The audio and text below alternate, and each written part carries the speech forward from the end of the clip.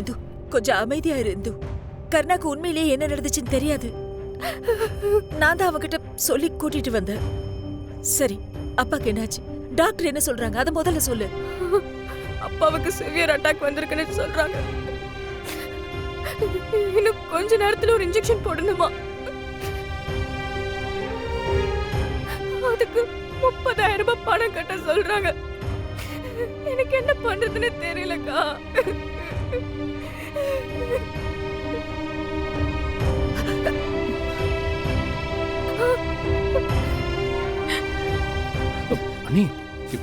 இரு கர்ணா, இந்தா இதே மாதிரி ஒரு கவரிங் நகை வாங்கிட்டு வா. இத முதல்ல அடகு வச்சு பணம் எடுத்துட்டு வா. போ. அக்கா இல்லக்கா, வேண்டாம்க்கா. இந்த விஷயம் வீட்ல தெரிஞ்சா அது பெரிய பிரச்சனை ஆயிடும். நீ சும்மா இரு. தேவையில்லாம ரிஸ்க் எடுக்காதீங்கக்கா. இந்து சொன்னா புரிஞ்சுக்கோ, வேற வழி இல்ல. அப்பா உயிருக்கு போராடிட்டு இருக்காரு. இப்ப எனக்கு இந்த கம்பல் பெரிய விஷயம் இல்ல. என்ன நடந்தாலும் பாத்துக்கலாம், விடு. இந்த கர்ணா புடி புடி கர்ணா.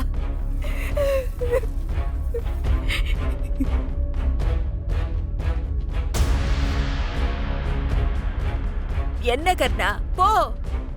நீ இந்தாங்க, இதை நீங்களே வச்சுக்கோ. என்கிட்டயே பணம் இருக்கு, நான் பாத்துக்கிறேன். நீ என் மாமாக்கு எதுவும் ஆகாம நான் பாத்துக்கிறேன்.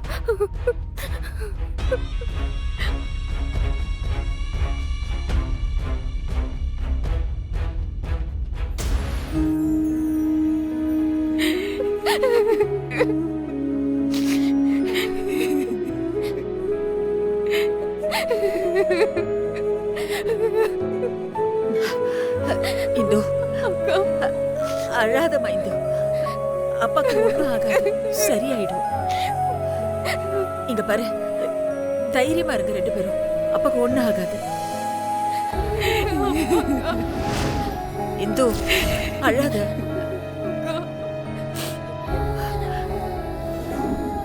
கடவுளே, இந்து அழாதம்மா, அப்பாக்கு ஒண்ணும் ஆகாது. சார், அதை கொடுங்க சார். வெயிட் பண்ணுங்க.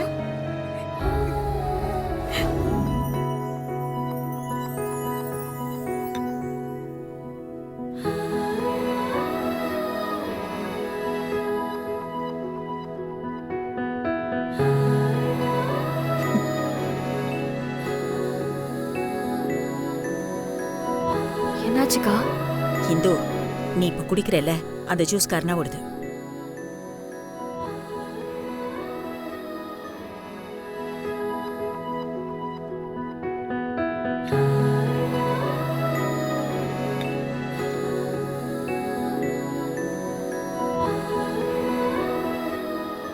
என்ன சொல்றீங்க? நீ ஏற்கனவே குடிச்ச ஜூஸ கர்ணாவும், கர்ணா குடிச்ச ஜூஸ நீயும் குடிச்சிட்டு இருக்கீங்க. என்னதான் நீங்க ரெண்டு பேரும் வெளியில எலியும் பூனையுமா சண்டை போட்டாலும் அந்த கடவுள் உங்க ரெண்டு பேரும் இப்படி சேர்த்து வச்சிருக்கான் பாத்தீங்களா?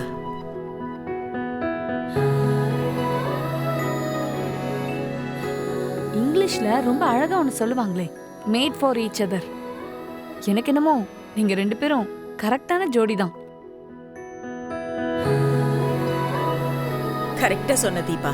நீ இப்ப நான் எந்த ஜூஸை குடிக்கணும்? எது எடுத்தாலும் பிரச்சனை தான். நீ என்ன குடிச்சாலும் அது இந்து குடிச்ச ஜூஸ் தான்.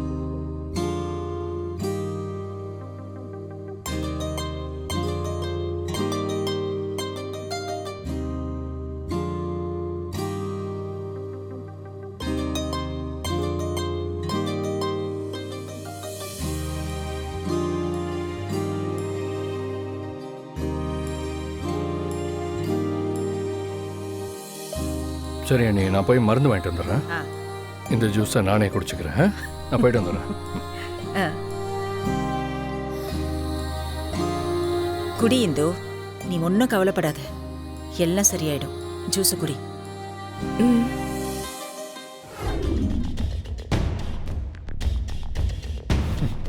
அண்ணா, நாங்க பாருங்க.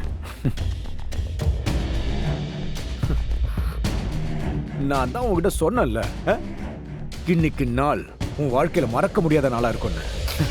எங்க வீட்ல இருந்து எங்களை வெளியே அனுப்பி வீட்டை பூட்டிட்டீங்க. அதை நாங்க பொறுத்துக்கிட்டோம். ஆனா இப்போ அந்த வீட்ல நீங்க கிளப்பும் பாரும் நடத்துறது உங்களுக்கே நியாயமா இருக்கா? ஏய் அதெல்லாம் நீ பேசவே கூடாது.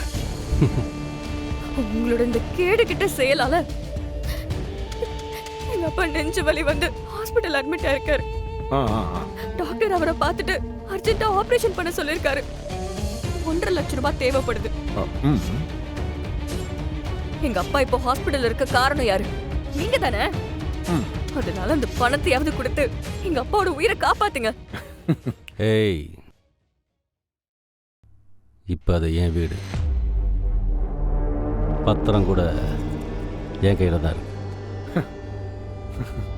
என் வீட்டில் நான் பார் நடத்துவேன், இல்லை கிளப்பு கூட நடத்துவேன்.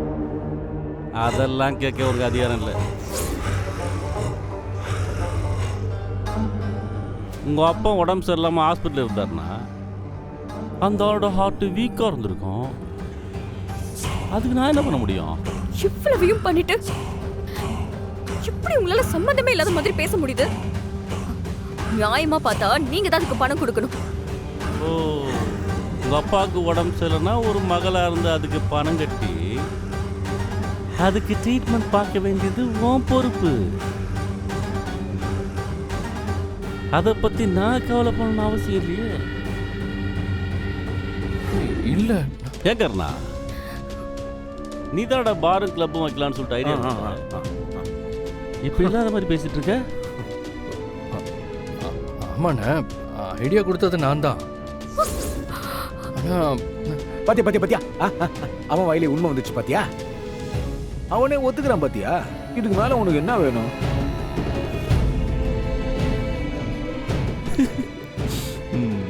என்னதான் நாங்க பார வச்சாலும் ஐடியா கொடுத்தது உன் புடிச்சம் தானம்மா. எல்லாத்துக்கும் காரணம் அவன் தான்.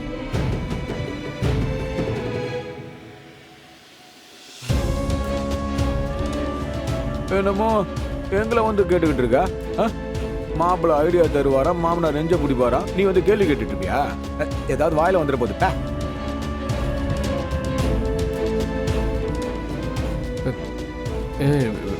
இல்ல இந்து, அப்படி இல்ல. பேசாத.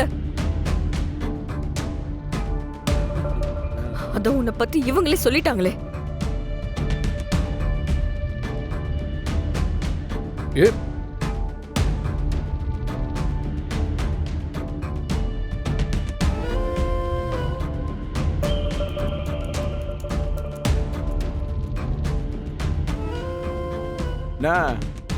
பாத்தியாண்ண, ஃபுல்லா பொண்டாட்டி தாசனா மாட்டானே. என்ன பண்றது? விட்றா நம்ம காரணா தானே, போட்டு விடு. ஆமாம்.